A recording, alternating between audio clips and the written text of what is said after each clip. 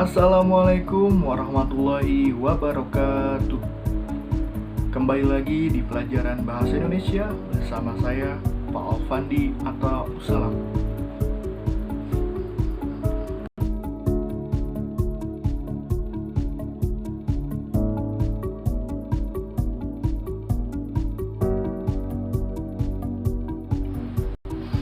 Nah, di dalam berita memiliki ciri-ciri. Ciri-ciri tersebut yaitu aktual, faktual, objektif, dan juga menggunakan kaidah bahasa yang baik dan benar.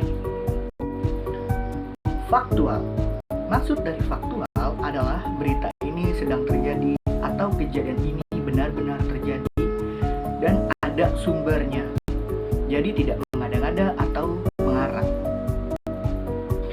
Selanjutnya ada aktual. Maksud dari berita aktual ini, berita tersebut yaitu terkini, terbaru, dan baru sedang terjadi atau baru-baru ini terjadi. Selanjutnya, berita bersifat objektif. Jadi, maksud dari objektif ini adalah berita yang disampaikan ini benar-benar terjadi tanpa adanya rekayasa ataupun pendapat si pencari berita atau si pelapor berita tersebut. Nah, jadi selanjutnya penulisan berita itu menggunakan kaidah bahasa yang baik dan benar.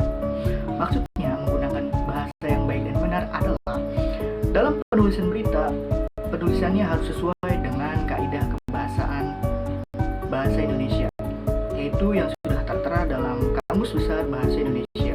Jadi, penulisannya tidak sembarangan ataupun bahasa yang digunakan adalah bahasa yang baku. Dalam berita memiliki unsur-unsur berita, yaitu 5W1H atau yang bisa kita sebut adiksimba. Apa yang dibicarakan atau apa yang disampaikan dalam berita tersebut? Di mana kejadian tersebut sedang terjadi atau di mana daerah tersebut? Kapan berita ini sedang terjadi? Siapa orang yang terlibat dalam berita tersebut? Atau siapa pelaku dalam berita tersebut? Mengapa berita tersebut bisa terjadi? Bagaimana berita tersebut dapat terjadi? Selanjutnya ada struktur teks berita. Yang pertama, ada yang namanya judul berita atau headline. Dalam judul berita ini sangat berpengaruh atau berperan penting. Karena bagi pembacanya, pasti mereka melihat terlebih dahulu judul beritanya. Nah, si penulis harus menulis judul berita atau membuat judul berita semenarik mungkin agar si pembaca menarik membaca beritanya. Selanjutnya ada kepala berita atau lead. Biasanya dalam kepala berita ini mendeskripsikan berita-berita atau unsur-unsur yang terkandung dalam 5W1H. Apa, siapa, di mana, dan kapan. Selanjutnya ada tubuh berita atau body. Nah, dalam tubuh berita ini unsur-unsur yang terkandung dalam berita tersebut yaitu biasanya menjawab pertanyaan dari mengapa dan bagaimana. Selanjutnya ada yang namanya ekor berita. Nah, dalam ekor berita ini biasanya mengenai tambahan atau informasi dalam berita. Jadi, jika ekor beritanya tidak ada, tidak mempengaruhi isi dalam berita. Baiklah, selanjutnya yaitu ada nilai-nilai anti korupsi yang diterapkan dalam pelajaran Bahasa Indonesia dengan materi teks berita. Yang pertama, siswa harus memiliki sifat yang jujur.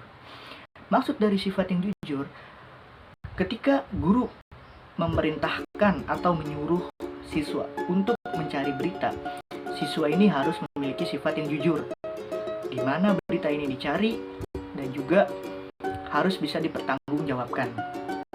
Nah, selanjutnya siswa harus memiliki sifat yang kesederhanaan. Maksudnya kesederhanaan yaitu siswa diminta untuk tidak macam-macam mencari berita. Beritanya tidak dipilih-pilih, bukan hanya berita yang ia mau saja, tapi berita yang sedang terjadi ataupun baru-baru ini terjadi. Yang selanjutnya, siswa itu harus disiplin. Disiplin di sini maksudnya ketika diminta oleh guru untuk mencari berita tersebut, siswa harus disiplin dalam mengerjakannya. Tidak lewat atau tidak melewati batas yang sudah ditentukan oleh guru. Selanjutnya, siswa harus berani. Maksudnya dari berani. Siswa di sini diminta untuk berani mempertanggungjawabkan apa yang sudah ia lakukan atau yang ia perbuat. Contohnya, berani mempertanggungjawabkan di mana ia mencari berita tersebut, apa yang terjadi dalam berita tersebut. Selanjutnya, mandiri. Nah, siswa harus memiliki sifat yang mandiri, tidak bergantung kepada orang lain. Jika diminta untuk mencari berita atau guru sudah memberikan tugas, jadi siswa harus diminta untuk mandiri, tidak bergantung kepada orang lain, dan juga tidak mencari jawaban kepada orang lain. Nah, selanjutnya ada kerjasama.